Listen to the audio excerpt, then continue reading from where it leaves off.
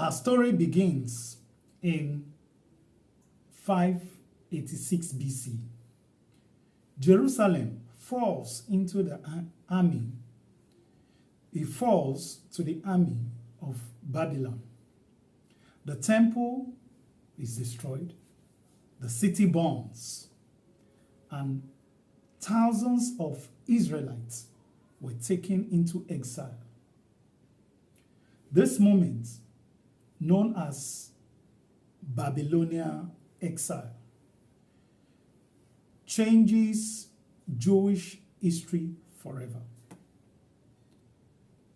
For the first time, Israel exists without a homeland. Families are scattered, communities fragment, but identity of these people survives.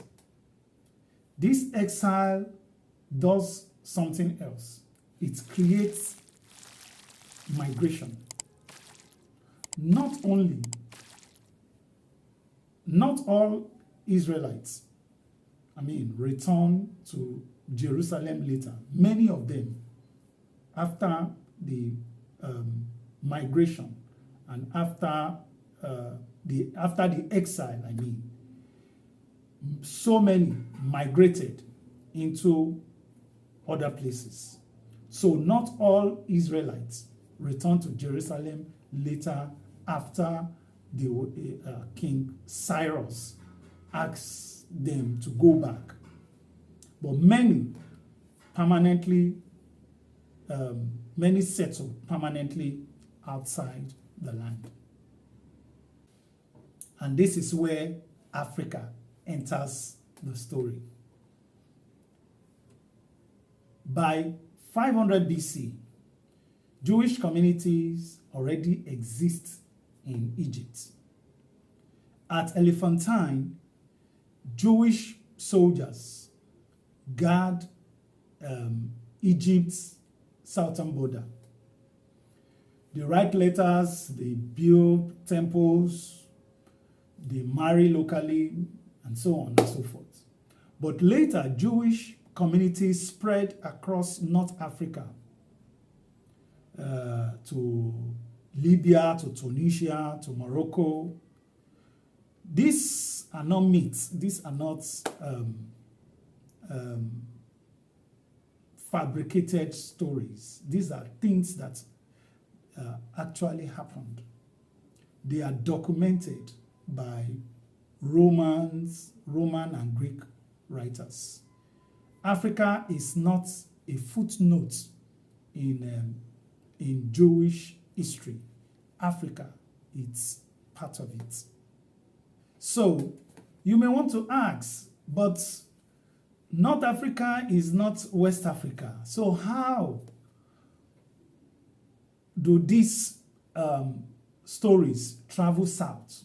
How come we are talking about West Africa today when the history only mentioned North Africa? Many imagine the Sahara Desert as a wall. But for over 1,000 years, it was a highway. Caravans crossed it constantly, moving golds, moving salts, moving books, ideas, and people. Berbers, Arabs, Africans, and merchants from across the Mediterranean, they move freely. If people could carry gold and could carry salt, could carry clothes, so that means they could carry culture, they could carry religion, and they could carry stories. By the time the Great Ghana Empire rises in West Africa, the Sahara is already connected to the world. This is where the narrative deepens. This is where we go further. Did migrants from the north reach the empires?